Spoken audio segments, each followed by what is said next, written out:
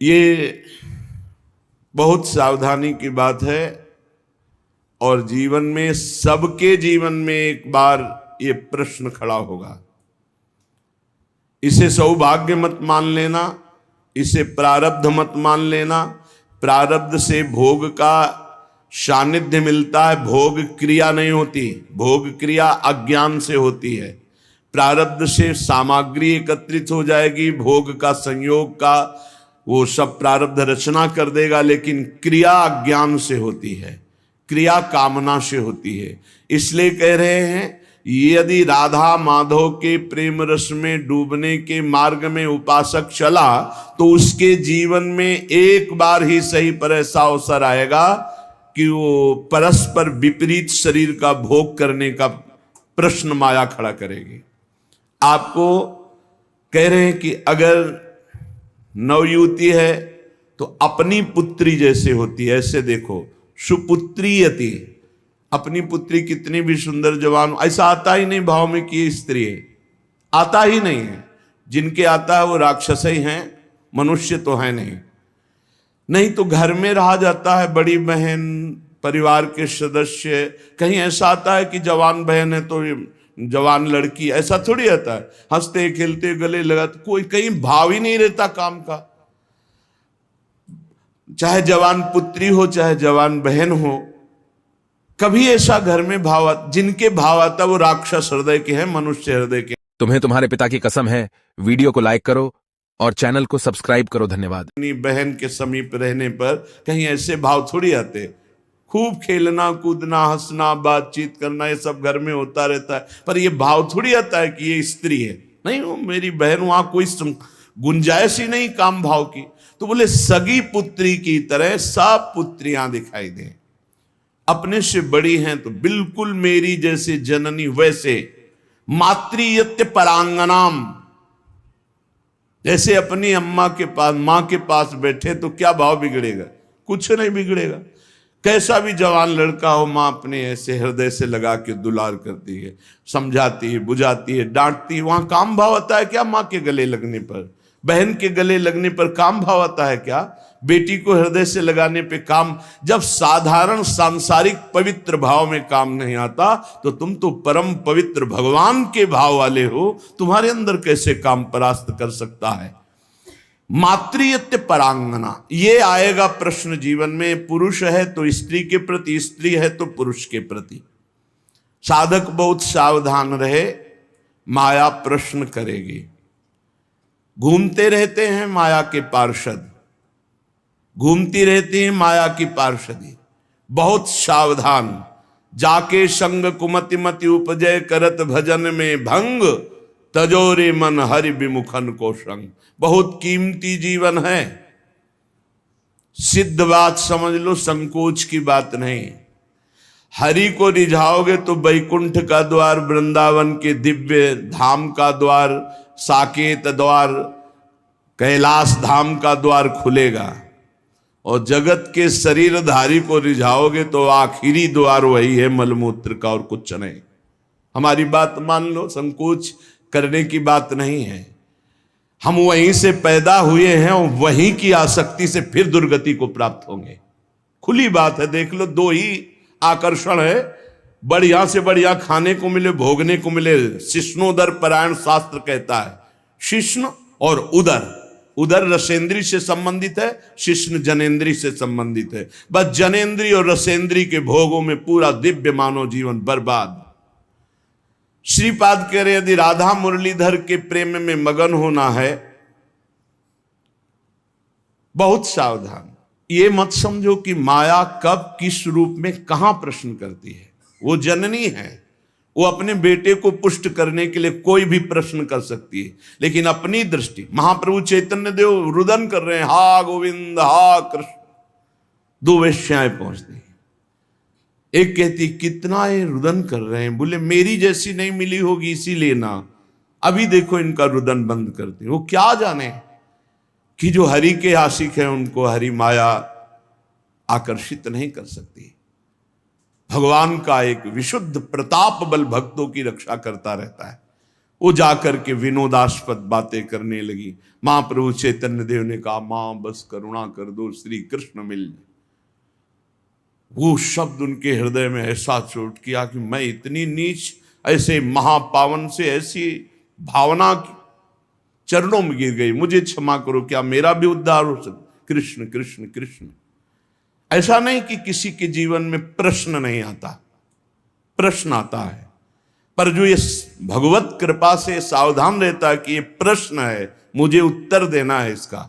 ऐसा नहीं कि प्रश्न के लपेटे में आकर के फिसल जाना है, प्रश्न है, उत्तर देना है, बहुत संभाल के उत्तर देना है। अपमान भी नहीं करना, क्योंकि ये वही आए हुए हैं जिनकी हम आराधना करते हैं।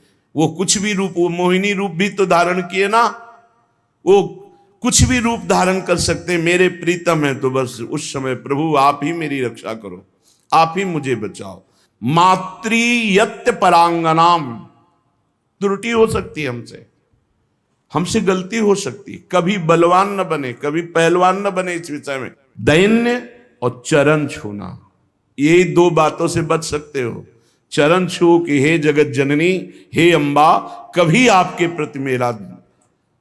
जिन उर्वशी जी ने बड़े बड़ों की बुद्धि को मोहित कर लिया, अर्जुन जी की बुद्धि को क्यों नहीं मोहित किया? क्योंकि जाते ही सीधे प्रणाम किया अर्जुन जी ने। जे ही उर्वशी का प्रवेश हुआ, देखा सो पंचांग प्रणाम किया और कहा, माता स्वागत है, आप पधारिए। आग लग गई, मैं किस लिए आए हूं और तुम मुझे क्या कह रहे हो? आज के बाद कभी माता शब्द उच्चारण मत करना। उन्होंने कहा, पुनः कहता हूं, कुंती माता से भी अधिक पूज्य मैं तुम्हें देखता हूं। कुछ नहीं बिगाड़ पाई उर्वशी जी, यहां तक कि साप तक दे दिया। पहली दृष्टि पड़ते ही या तो नव किशोरी जगदम्बा, लाडली जी की सहचरी, या मां, या अपना पवित्र भाव तुरंत आरोपित कीजिए। और स्त्री शरीर को लिखा है, भ्राता पिता पुत्र निज जैसे, मध्यम परपति देखै कैसे। भ्राता पिता पुत्र निज जैसे, बराबर का है तो सगा भाई। क्या सगा भाई को देखकर काम जागृत होता है? क्या अपने छोटे बेटे को देखकर काम जागृत होता है? क्या पिता को देखकर काम जागृत होता है? भ्राता पिता पुत्र निज जैसे। आवश्यकता पर बात करें, नहीं एकांत सेवन करें। बलवान इंद्रिय ग्रामो विद्वानम अपि कर्षति, शास्त्र आदेश करता है। पर उपासक को ये पक्का विश्वास कर लेना चाहिए कि मेरे जीवन में ये प्रश्न आएगा, आता है, आता रहेगा।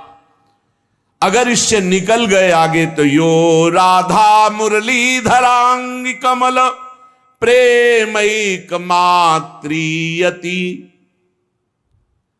बहुत सावधानी की जरूरत है। देखो, कल वर्णन हुआ था, साधना में भय और प्रलोभन, ये दो चीजें भेजी जाती हैं। इनसे जो पास भी भगवान ही करवाएंगे। ये सत्संग सुनने को भगवान ही तो संयोग बना रहे हैं, ये भगवान ही तो प्रेरित करके आपको सुनवा रहे हैं। इसलिए सावधान। ये प्रश्न है, आपके पास 1 करोड़ रुपया जमा किया और आपका मन हुआ कि अरे मैं फंस गया क्या, तो 1 करोड़ यमुना जी में फेंक दो, मुक्त हो गए। लेकिन एक बार जीवन में फिसल गए तो उसकी पूर्ति नहीं होने वाली।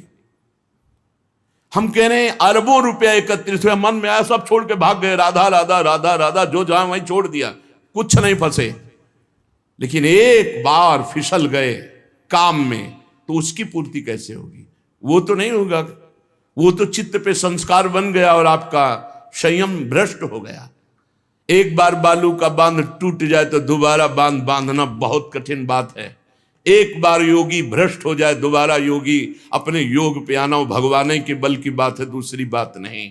जैसे बालू का बांध फूट जाए तो बांधना बड़ा कठिन है, ऐसे ये ब्रह्मचर्य, ये सतमार्ग, ये इंद्रिय निग्रह, ये बालू का बांध है, बहुत होश से। मातृयत्य परांगनाम स्थिर चरम सत्वम सुपुत्रीयति। बड़ा पवित्र भाव। और ये भाव जब अचानक संयोग हो जाए तब संयोग से बचने की पूरी वृत्ति रखे उपासक।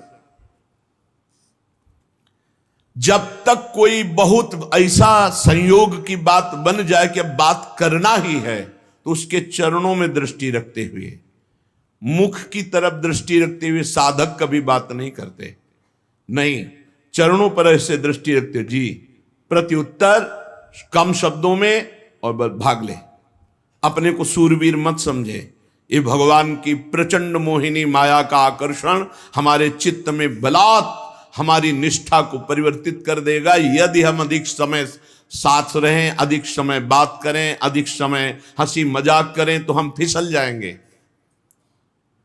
ये खाइयां हैं जिनसे हम भगवान को नहीं प्राप्त कर पाते और इनमें हम फिसल जाते हैं। बहुत ही सावधानी की जरूरत है। हमारी एक एक वृत्ति भगवान अंदर बैठे हुए देख रहे हैं। उस जो जल रही वृत्ति काम क्रोध आदि को ना भोगने से, वो भगवान हिसाब आपको इतना आनंद प्रदान करेंगे कि रोते रहोगे। पर कुछ समय के लिए आपको अपने मार्ग में बहुत संभाल संभाल कर पग रखना है। अगर अपना कल्याण चाहते हो, सुंदर बुद्धि चाहते हो, भगवत मार्ग में अग्रसर होना चाहते हो, तो गोस्वामी तुलसीदास जी की चौपाई याद रखना। जो चाहे आपन कल्याणा, सुजस सुमति शुभ गति शुभ नाना, सो पर नारी लीलार गोसाई, तजौ चौथी के चंद की नाई।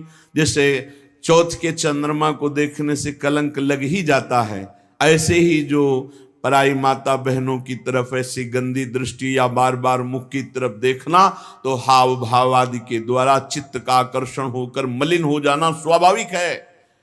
जैसे चौथ के चंद्रमा को देखने से कलंक लगता है, ऐसे जो साधक अपना कल्याण चाहता है, सुमति चाहता है, शुभ गति चाहता है, उसे चाहिए कि चरणों की तरफ देखकर बात करे। ये जगत जननी जगदम्बा है, इनकी कृपा से हम परमार्थ पर विजय प्राप्त कर लेंगे। इनके प्रति हमें भोग्य बुद्धि, दोष बुद्धि, निकृष्ट बुद्धि का त्याग करना ही होगा, तब हम आगे बढ़ पाएंगे। गोत्रीयत्यति तर्जना दिशु महा, मित्रीयति द्वेषिषु। यदि हम भगवत मार्ग में चल रहे हैं, कोई हमारी निंदा करता है, तर्जना करता है, तो जैसे अपना भाई, अपना घर का, अपने गोत्र का, परिवार का कोई लड़ाई झगड़ा करे, तो ऐसा अरे घर का आदमी कोई बात नहीं, ऐसे टाल देते हैं, ऐसे भाव रख लेते हैं। या हम भाव रख लेते हैं भगवान के द्वारा विधान किया हुआ भेजा गया है, कोई हमारे प्रारब्ध का क्षय हो रहा है, और जो हमसे विद्वेषी, उसे हम महामित्रवत भाव रखें। नहीं, हम में और संसारी पुरुष में क्या अंतर। करत जे अनुशहन निंदक, तीनों पे अनुग्रह करो।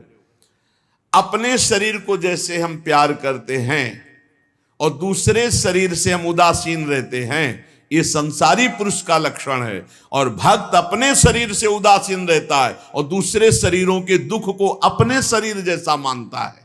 ये भाव होता है। अपने शरीर में कष्ट है कोई बात नहीं, लेकिन दूसरे के शरीर का थोड़ा भी कष्ट उसके हृदय में पीड़ा पहुंचा देगा। पूज्य श्री भाई जी हनुमान प्रसाद पोद्दार जी महाराज साधकों के लिए बहुत अमृतमय वचन लिखे हैं। भगवान को प्राप्त करना है तो तीव्र अभिलाषा जागृत करो। नाम जप से, सत्संग से, सदाचरण से, दूसरों की सेवा से, पवित्र शरीर, पवित्र मन, पवित्र विचार, पवित्र वाणी, तो परम पवित्र सच्चिदानंद भगवान की प्राप्ति की अभिलाषा साधु संग से निश्चित जागृत हो जाएगी। अन्य कामना जब उत्पन्न हो जाती है, तब भगवान की प्राप्ति की अभिलाषा नहीं हो सकती।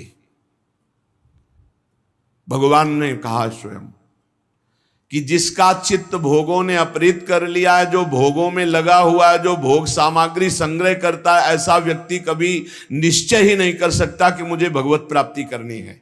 भोगैश्वर्य प्रसक्ता नाम तया प्रहृत्य चेतसाम, व्यवसायत्मिका बुद्धि समाधो न विधीयते। वो कभी भगवान की प्राप्ति की इच्छा ही नहीं कर सकता है। इच्छा ही नहीं होगी ऐसी बात नहीं। अगर साधु संग हो तो वो भोग आदि का त्याग करके भगवत प्राप्ति की इच्छा जागृत कर सकता है, पर जब तक भोगों में लगा रहेगा तब तक भगवत प्राप्ति की इच्छा ही नहीं होगी। अन्य कामना वाला भगवत प्राप्ति की इच्छा नहीं रखता। अनन्य कामना जिसकी है श्री भगवान से, उसके हृदय में इच्छा जागृत होती है, अब मुझे भगवत प्राप्ति करना है।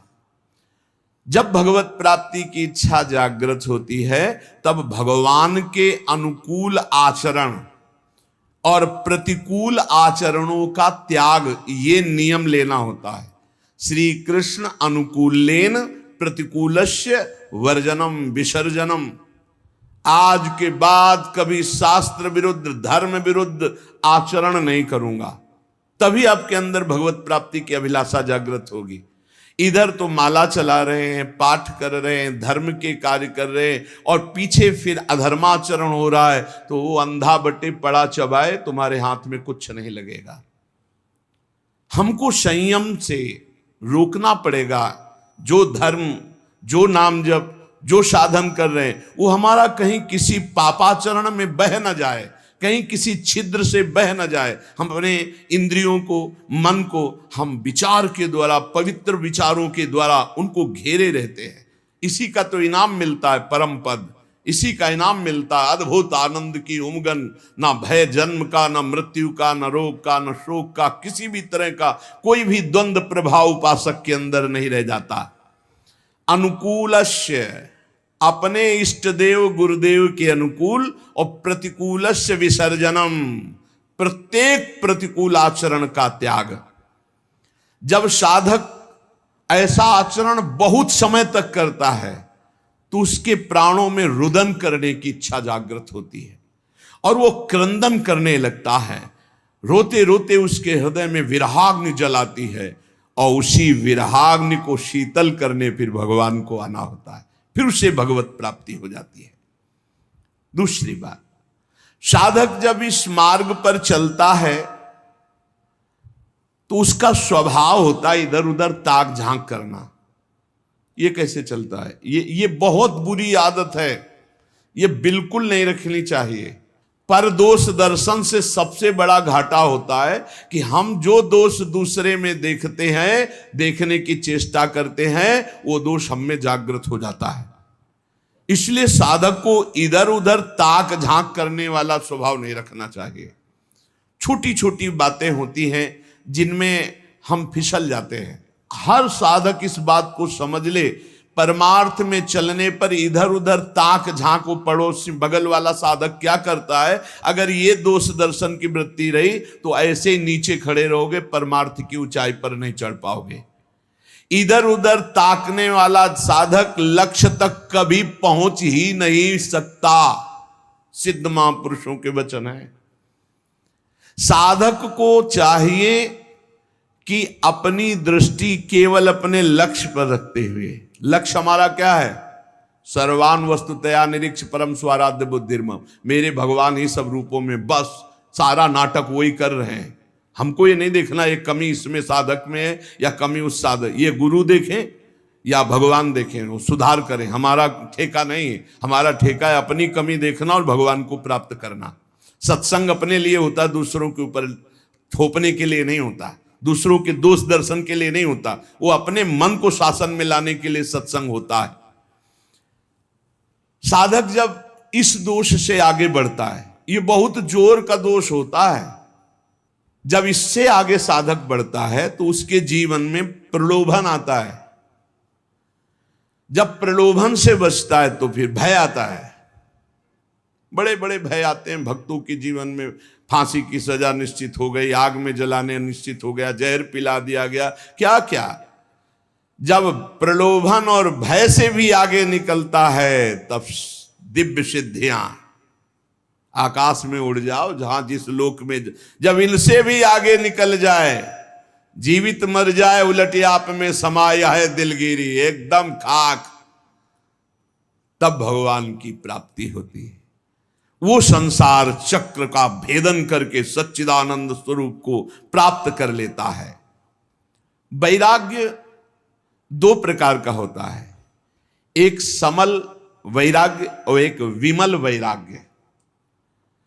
सांसारिक प्रतिकूलता को लेकर जो घर त्यागा जाता है उसे समल वैराग्य कहते हैं। ये समल, मल का प्रयोग नहीं होना चाहिए। ये मल है वासना, कामना, रुपया, पैसा। हाँ, हमारा भरण पोषण ईश्वर के द्वारा सारे विश्व का करते, तो हम जितने बैरागी जन विश्व में हैं, भगवान विश्वम्बर सबका भरण पोषण कर रहे हैं। लेकिन बहुत सावधानी से मुनीमगिरी करनी है। मालिक हैं भगवान, मुनीम है हम, तो मुनीम का लेना देना बहुत हिसाब में होना चाहिए। हिसाब से चूक हुई तो चूक हो जाएगी, बड़ी चूक हो जाएगी। तो एक होते हैं वैराग्य लेते हैं ये देख करके कि अब नौकरी नहीं मिल रही, विवाह भी नहीं हुआ, खान पान की व्यवस्था, बाबा जी बन जाते हैं। जिंदगी नरक हो जाएगी तुम्हारी और दूसरों की बेइज्जती करवाओगे। कभी ऐसे बाबा जी नहीं बना जाता। बाबा जी बना जाता है, सब व्यवस्थाएं हैं, लेकिन अब मन नहीं लग रहा, ऐसा लग रहा है मुझे भगवान चाहिए। तब इसे विमल वैराग्य कहते हैं। अगर समल, ये जो समल वैराग्य है, इस समल वैराग्य को यदि विमल वैरागी मिल जाए तो वासना हट जाए और निर्मल मार्ग में चल पड़ेगा। ऐसा नहीं कि उसका कल्याण नहीं होगा, पर है बहुत गड़बड़। वैराग्य के दो रूप है, एक समल वैराग्य, एक विमल वैराग्य। समल वैराग्य होता है कि हर किसी न किसी विषय की अभाव स्थिति में बाबा जी बन जाना, वैरागी बन, बहुत खतरनाक, बहुत घटिया जीवन व्यतीत होता। बहुत घटिया हम शब्द में कह रहे हैं, लाख प्रकार से समझाओ उसको समझ में नहीं आता। वो केवल वासना की पूर्ति ऐसे लोगों के द्वारा बहुत अहित होता है संत समाज का, क्योंकि उनके अंदर कोई लक्ष्य भगवत प्राप्ति नहीं, कोई साधुता नहीं, और वेश साधुता का वो बहुत तरह से हानि करते हैं। और कहे तो संत ही जाएंगे क्योंकि वेश है, तो इसलिए बड़ा अपमान संतों का होता है। उनका लक्ष्य नहीं होता भगवत प्राप्ति, उनका लक्ष्य नहीं होता सतमार्ग, वो केवल वासनाओं की पूर्ति के। बहुत विचित्र होता है, ये भी सब देखा है। भ्रमण के समय भगवान बड़ी कृपा की तो सब भ्रमण में साधु पक्का हो जाता है। भूख प्यास, गर्मी सर्दी, मान गाली और मार पीट सब कुछ सहना पड़ता है, सब सहना पड़ता है, उससे परिपक्व हो जाता है। तो जो किसी प्रतिकूलता को लेकर वैराग्य होता है, वो समल वैराग्य होता है। ये ज्यादा दिन नहीं, ये फंसे फंसाए, ये फंसी बिल्कुल फंस जाते हैं। मन जो है ये जब भगवान के लिए व्याकुल हो तब घर छोड़ना चाहिए। नहीं तो हम कह रहे हैं कि भले आप लेबरी करके जियो, लेकिन बाबा जी मत बनना। बाबा जी बनने के लिए एक केवल बात है, अब मुझे भगवान चाहिए। अब आपको कोई परास्त नहीं कर सकता त्रिभुवन में। ये बस बात तुम्हारे अंदर बैठ जाए, आप समझो केवल 2 वर्ष गुरुदेव भगवान 13, 14, 15 और इसके बाद पधार गए। अब पूरा जीवन अनाथ हो गया। अब हम किसके सहारे चले, कैसे चले? अब एक भारी विपत्ति, भारी अव्यवस्था कि हम पुत्र की तरह जिनकी गोद में बैठकर चल रहे थे वो तो अंतर्ध्यान हो गए। अब हमको कौन संभाले? उस समय श्री भगवान का जो तेज हमारे साथ था, हम आपको बताया जब हमारी समस्या आती थी तो संत और आकाश, ये 2 का सानिध्य हो जाता था। एकदम एक दिन 3 बजे सुबह तड़के नहा के से आकाश की तरफ कहा, गुरुदेव भगवान अभी तक तो हम निश्चिंत थे आपके बल पर, अब तो मुझे मार्ग भी पता नहीं कैसे चलना है। पूरा जीवन है, कोई साथी नहीं, किसी पर भरोसा नहीं। हमारा शुरू से किसी पर भरोसा नहीं था। भगवत प्रेरणा से, भगवत कृपा से एक हमारे दिमाग में बैठ गया था कि भगवान के सिवा, गुरुदेव के सिवा इस संसार में कोई सतमार्ग में नहीं चला सकता और गिराने वाला हो सकता है। इसलिए कभी हम किसी की सलाह नहीं मानी, कभी हम किसी से प्रश्न नहीं किया, कभी हम किसी की बात सुनने की चेष्टा नहीं की। जो बात गुरु जी ने कही थी उसी को घुमा घुमा करके बार बार उसी पे चलने की चेष्टा की। प्रेरणा आई, उतर जाओ गंगा के तीर पर और कभी किसी एक आश्रम में मत रुकना, बस भ्रमण करो। बस तुरंत मन में आया, बस सफेपुर घाट से कूद पड़े गंगा किनारे, एक गीता पूरा फिर यहां तक वही सच्चिदानंद परम तत्व घुमा। अगर थोड़ा भी कुछ राग लेकर घर से निकलोगे तो फंस जाओगे। आश्रम व्यवस्था कई जगह भ्रमण में ऐसे प्रलोभन आएगी, यहाँ के महंत बन जाओ, अब ऐसे यहाँ। जब तक भगवत प्राप्ति नहीं तो राम काज की नहीं बिनु मोहि कहाँ विश्राम। शमल वैराग्य, इस प्रयास देखना चाहिए साधक को कि कोई वासना लेकर आए तो फटाफट उसका ऑपरेशन कर डालो गुरुजनों के सानिध्य में, सत्संग में, नहीं तो ये वासना कहीं ना कहीं फंसाकर चौपट कर देगी। किसी सांसारिक प्रतिकूलता को देख करके अनुकूलता पाने के लिए तो बाबा जी नहीं बन गया कोई, या अनुकूलता पाने के लिए वैराग्य का नाटक तो नहीं कर रहा। ये बहुत हानिकारक है, परमार्थ में आगे नहीं बढ़ने देगा। विमल वैराग्य जिसमें विषयासक्ति है पर वो विषयासक्ति को मिटाना चाहता है, वो तृष्णा रहित होना चाहता है, वो भगवत प्राप्ति करना चाहता है, वो कहीं विश्राम नहीं मानना चाहता, केवल भगवान की प्राप्ति। वो सूरवीर, ये महान योद्धा सातरत सा लोकांतरत पार कर देगा, जीवन पार कर देगा, कोई नहीं इसे परास्त कर सकता। दुख दोष ये मिटाने के लिए हम भगवत मार्ग में आते हैं। देखिए, दुख दोष मिटाने के लिए हम भगवत मार्ग में आते हैं। जो उपासक भोगों का रागी होगा, सुख सुविधाएं हर्षित, ठाकुर को देखकर हर्षित होने का कब तुम्हारा भाव आएगा?